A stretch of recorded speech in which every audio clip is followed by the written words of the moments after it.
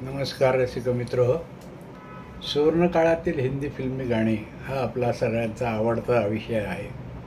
यातल्या कुठल्याही काळातल्या, कुठल्याही वर्षातल्या, कुठल्याही दशकातल्या गाण्यांच्या आठवणी आपल्या मनाला मोठा आनंद देणाऱ्या असतात.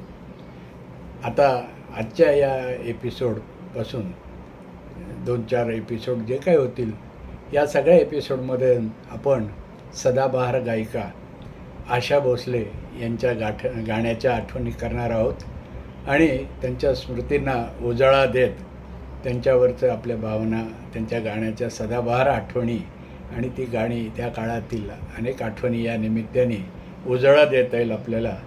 आणि आपल्या भावविश्वामध्ये आशाताईसारख्या सदाबहार गायक कलावंतांनी जे संचित आपल्यासाठी 12,000च्या पेक्षा अधिक गाण्यांचं पुंजी आपल्यासाठी स्वरपुंजी ठेवलेली आहे.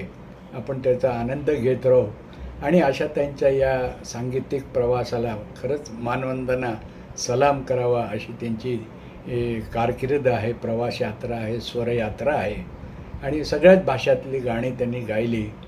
मराठी चित्रपट संगीत, मराठी भावगीत, मराठी नाट्यसंगीत यात त्यांची कामगिरी अद्वितीय आहेच आहे. त्याचप्रमाणे हिंदी फिल्म संगीतामध्ये सुद्धा लता मंगेशकर आणि आशा भोसले हे दोन आवाज सगळं त्यांचं स्वरसाम्राज्य म्हणून एक स्वरकोकिळा, दुसरी स्वरसम्राज्ञी अशी बिरुदावली त्यांना रसिकांनी बहाल केलेली आहे. आणि देशाचे सर्वोच्च सन्मान या दोन्ही गायिकांना मिळालेले आहेत. तर लता आणि आशा ही नावं वेगवेगळी करताच येत नाहीत. लता आशा अशा नावाने सुद्धा रसिक या दोन महान गायिकांना नेहमी आठवत असतात. तर 50, 60, 70 अशा 80-90पर्यंत आशाताईंचा चित्रपट मधील गाण्यांचा प्रवास आहे. तर आपला गोल्डन इरा सुवर्णकाळातील गाण्यांचं प्राधान्याने विषय असल्यामुळं आपण आशाजींच्या या गोल्डन इरामधील गाण्यांच्याच आठवणी प्राधान्याने करीत राहू. तर 50च्या दशकात, 60च्या किंवा 70च्या दशकापर्यंत लता मंगेशकर, आशा भोसले, शमशाद बेगम, गीता दत्त, सुमन कल्याणपूर, मुबारक बेगम अशा गायिकांचा आवाज, सुरैया गायिका, अभिनेत्री यांचे आवाज आपण नियमित ऐकले गायकांमध्ये. आणि गायक कलाकारामध्ये मोहम्मद रफी, मुकेश, किशोर कुमार, हेमंत कुमार, तलत महमूद, महेंद्र कपूर अशा गायकांचे गाणे, आवाजातले गाणे आपण ऐकली.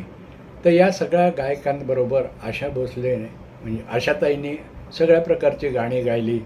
सहगायिकामध्ये त्यांची सर्वात जास्त गाणी लोकप्रिय झालेली म्हणजे लता मंगेशकर आणि आशा भोसले यांच्या दोघींच्या आवाजातली गाणी आहेत. लता मंगेशकर, आशा भोसले, उषा मंगेशकर या तिघींनी मिळून गायलेली गाणी अनेक चित्रपटातली आहेत.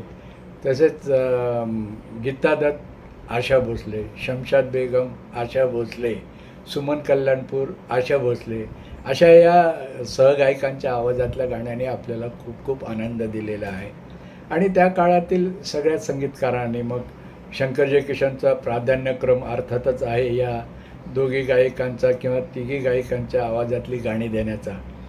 शंकर जयकिशन आहेत, नौशाद साहेब आहेत, रवी आहेत, रवी आशा भोसले, रवी सी रामचंद्र, रवी ओ पी नय्यर, आशा भोसले आणि ओ पी नय्यर हे तीन तर अगदी सगळ्यांच्या मनावर ठसलेले कॉम्बिनेशन आहेत. तर अशा बहुसंख्य जी एस कोहली आहेत, एन दत्ता आहेत, दत्ताराम आहेत, उषा खन्ना आहे, नंतर वसंत देसाई आहेत. या अशा सगळ्याच संगीतकारांच्या संगीत दिग्दर्शनाखाली आशाबाईंची गाणी अप्रतिम अशी गाजलेली आहेत, जी आपण केव्हाही गुणगुणतो. तर शकील बदायनी रवी, साहिर लुधियानवी रवी, ओ पी नय्यर त्यांचे नेहमीचे गीतकार एस एच बिहारी असो, मजरू सुलतानपुरी असो, यांच्याबरोबर आशाजींनी केलेली गाणी श्रीरामचंद्र भरत व्यास, श्रीरामचंद्र शकील बदायनी, श्रीरामचंद्र आणि त्यांचे जुन्या काळचे गीतकार राजेंद्र कृष्ण असतील, या सगळ्यांच्या सोबतची आशाबाईंची गाणी, आशाताईंनी गायलेली गाणी आपण आठवण करायची म्हणलं तरी वेळ अपुरा पडतो आपल्याला. इतकं त्या काळातील सुवर्णकाळातील गाण्यांची मोहिनी आपल्या रसिकांच्या मनावर आहेत. सगळ्या प्रकारचे बहुमान आशाताईंना या संगीत प्रवासामध्ये मिळालेले आहेत.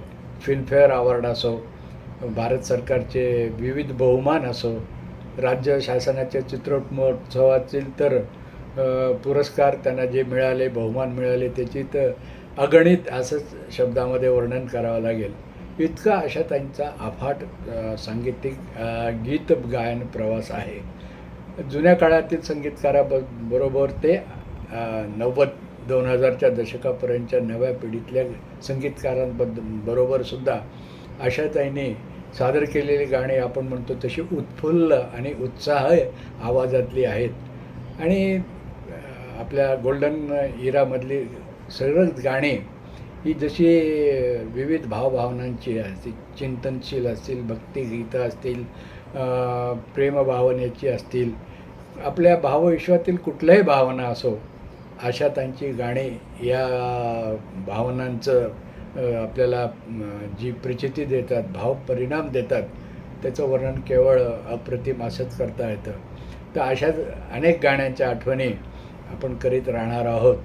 आणि त्यांचे आशा भोसले यांची गाणी म्हणली की आपल्याला ओ.पी. नय्यर आधी आठवतात. एक कॉम्बिनेशन ऑल टाईम ग्रेट मानलं जातं. ओ.पी. नय्यरच्या किती सिनेमाचे टायटल्स आपण पाहिलं तर प्लेबॅक सिंगरमध्ये 2च नावं दिसतील आपल्याला, आशा भोसले आणि मोहम्मद रफी. तर सगळे वर्सटाईल गाणे ओ.पी. नय्यर साहेबांच्या संगीत दिग्दर्शनामध्ये आशाताईंनी गायली. तसेच संगीतकार रवी यांनीसुद्धा आशा भोसले यांच्या आवाजाचा पुरेपूर आणि भरपूर उपयोग करून घेतलेला आहे. रोशन साहेब आणि कव्वाली हे जे समीकरण आहेत त्यात सदाबहार गायिका आशा भोसले यांचा सिंहाचा वाटा आहे. त्यांनी या सगळ्या सदाबहार कव्वाली गायलेल्या आहेत.